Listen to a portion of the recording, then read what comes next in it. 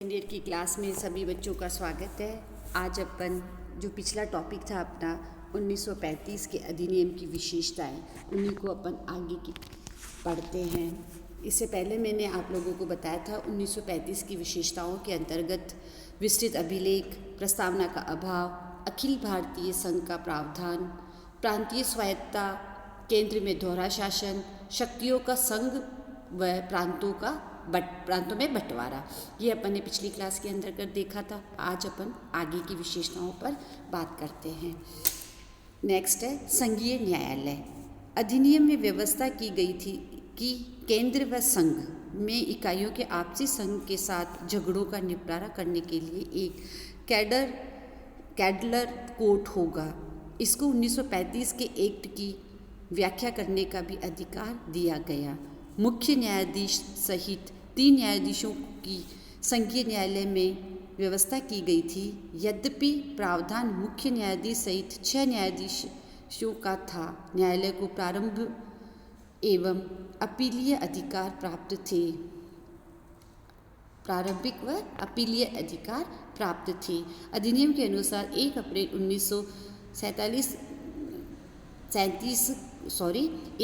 1937 को संघीय न्यायालय की व्यवस्था की गई। दूसरा था इसमें विधानमंडलों का विस्तार। अधिनियम द्वारा केंद्रीय व प्रांतीय विधानमंडलों का विस्तार किया गया था। केंद्रीय विधानमंडल द्विसदनीय था। निम्न सदन यानी विधानसभा के सदस्यों की संख्या 375 निर्धारित की गई। उच्च सदन यानी राज्य परिषद के सदस्यों की संख्या 260 निश्चित की गई।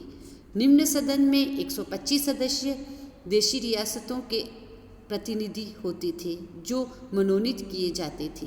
शेष 250 प्रतिनिधि ब्रिटिश प्रांतों से निर्वाचित होते थे।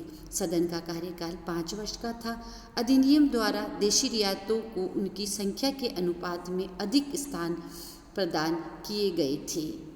प्रांतीय विधान परिषदों में सदस्य संख्या लगभग 2 गुना कर दी गई। छोटे प्रांतों के विधानसभा के सदस्यों की संख्या अधिकतम 50 तथा बड़े प्रांतों में 250 तय की गई। 11 ब्रिटिश प्रांतों में से 6 प्रांतों के विधानमंडल द्विसदनात्मक बनाए गए। शेष एक सदनीय रहे। मताधिकार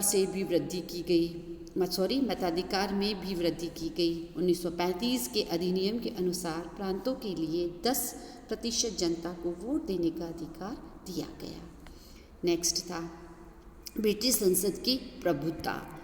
इस अधिनियम में किसी भी प्रकार के परिवर्तन करने का अधिकार प्रांतीय विधानमंडलों और केंद्रीय विधानमंडलों को न देकर अंतिम शक्ति ब्रिटिश संसद के पास रखी गई।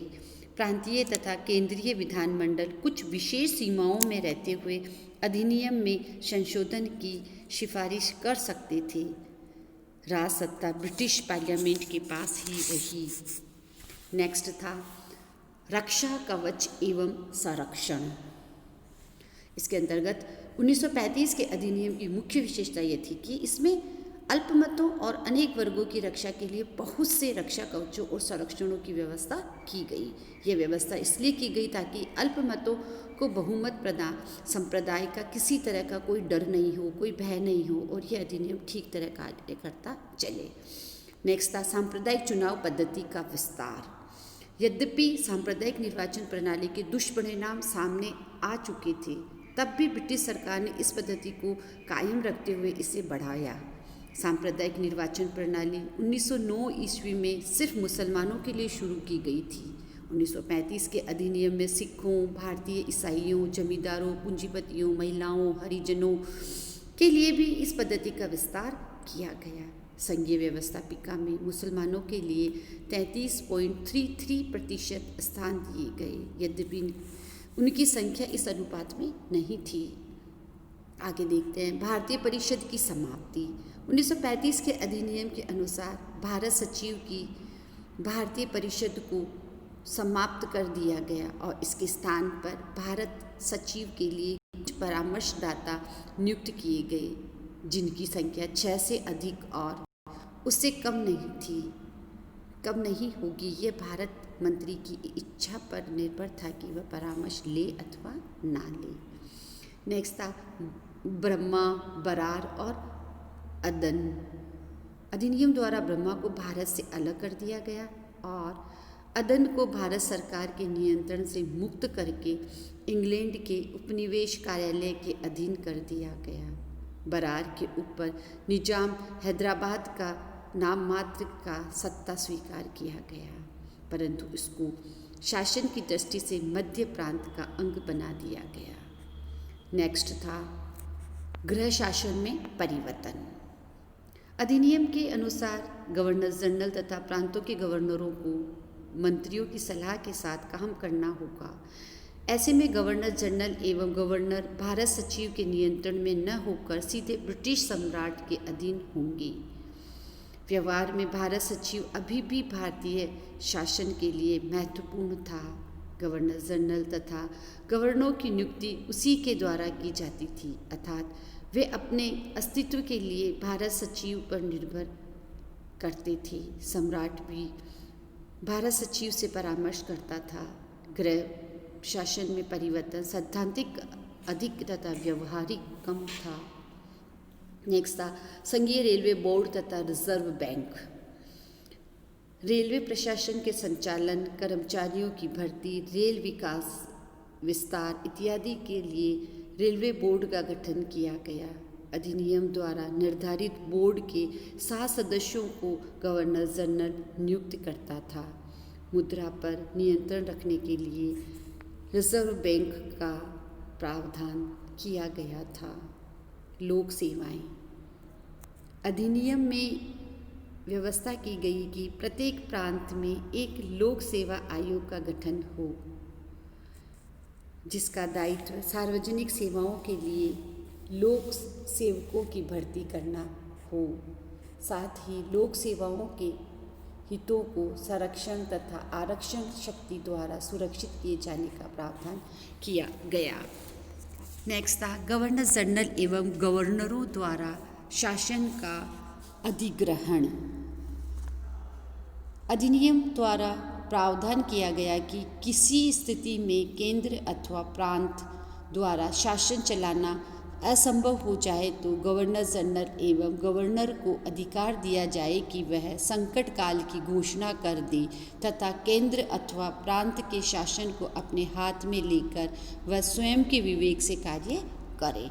इस प्रकार देखते हैं कि 1935 के अधिनियम में बहुत सारी विशेषताएं थी और बहुत सारे नए नए कानून भी उसके अंदर जोड़े गए थे। इस अधिनियम का मूल्यांकन। इस प्रकार 1935 के एक्ट द्वारा प्रांतों में स्वशासन तथा केंद्र में द्वैध शासन की स्थापना की गई। प्रथम बार संपूर्ण भारत के लिए संघ शासन की स्थापना की गई, जिसमें भारतीय नरेशों के राज्य भी सम्मिलित थे। एक संघीय न्यायालय की स्थापना, द्विसदनीय प्रणाली आदि की स्थापना की गई, परंतु यह एक दोष रहित भी नहीं था।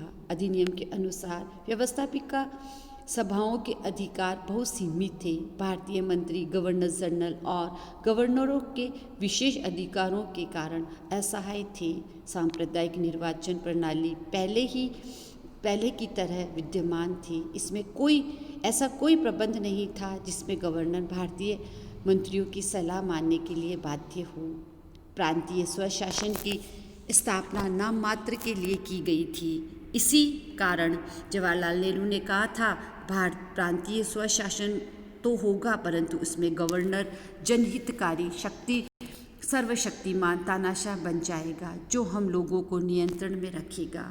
1935 ईस्वी के सुधार की योजना का केंद्रीय विधानसभा में चर्चा के समय जिन्ना ने यह मत व्यक्त किया कि प्रांतीय सरकार की यह योजना अत्यधिक असंतोषजनक और निराशाजनक है।